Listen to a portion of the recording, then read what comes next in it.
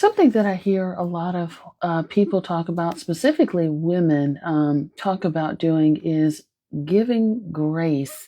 And I think we should have a conversation around the concept of giving someone grace. Hi, my name is Dr. Natalie Jones. I'm a licensed therapist. And one of the things I want to talk to you all about is, when to give grace, how much grace are we giving, and so on and so forth. So, a lot of times we talk about giving grace in the context that someone has made a mistake in the relationship, someone has been abusive, harmful, and the whole gamut, right? And we say, well, we'll give them a great grace. And, I understand that people make mistakes. If it was me, I would want someone to do the same thing with me, right? I would want someone to give me grace and come from a place of understanding. Here's something that I recommend in terms of boundaries, standards, and all of that kind of stuff. One, I need for you to understand that the person that you're giving grace to is not you. And so that's number one. It is not you. And I think this is important to talk about because want people often project onto others what they want done for them, which is not freely given to them.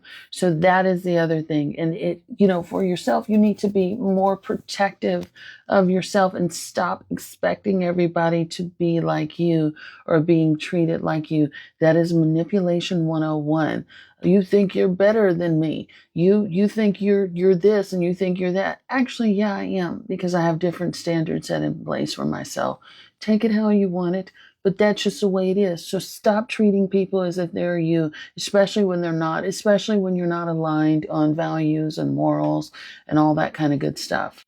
Number two, grace is usually when you have an abundance. When you have an abundance of energy and resources and things like that, then you can afford to do that. Giving grace is not forgiving abuse.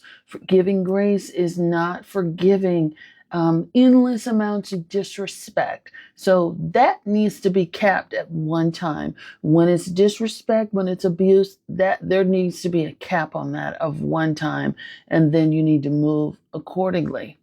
Three, when you give grace, you do not extend copious amounts of grace to someone just because of their title or history, right? And history, by history, I mean time spent with that person. So your best friend of 20 years slept with your husband. I got to give her some grace though. My mama stole my, all my money on my checking account, but that's my mama. I got to give her some grace though.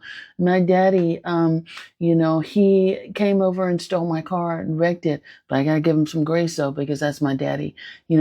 Take the title away.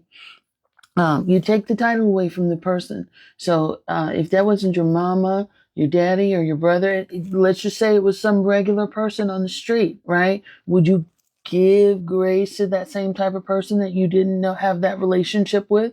So why are you allowing people that you know, just because they're related by blood or you've been friends or whatever for 100,000 years? Why are you giving that person a pass to commit whatever sort of atrocity against you, right? And so you need to take the title away. The same standards need to apply if you've been friends with someone, for 6 months versus 10 years. You should not give someone a bigger pass because, oh, they've been my friend since grade school and, this kind of stuff.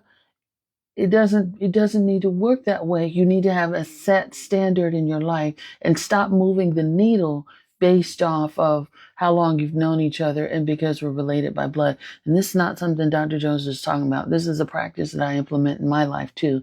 So I'm not telling you, I would never get on here to tell you all to do as I say and not do as I do, because I do believe that part of being authentic is like living and practicing what you preach, so to speak. So regardless of who it is, if they steal from me, I'm going to treat them the same. If they, abuse me, I'm going to treat them the same. Based relationally, that is like levels of danger and all that kind of stuff. That could be a little bit different, but relationally, we're done. All I need is I've seen everything that I needed to see.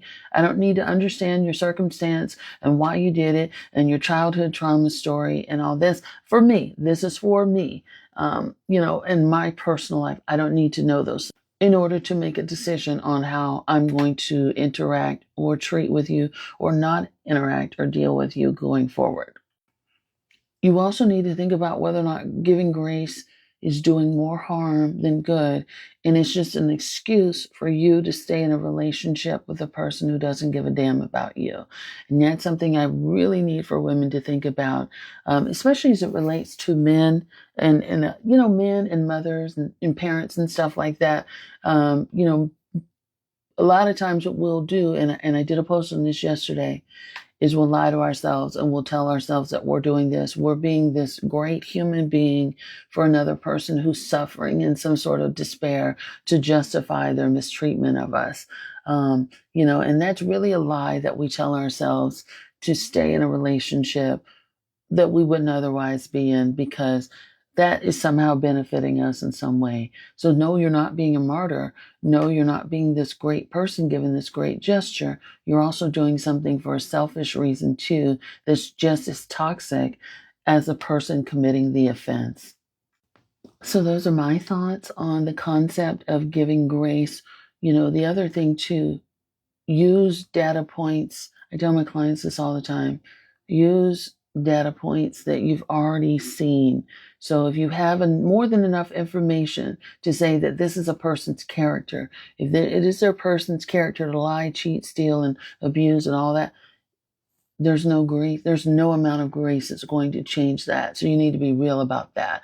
And you have all these data points for reference to see and justify, this is what their history has been, not just with me, but also with other people. I've seen them move this way. So those are just a few quick and dirty tips about giving grace.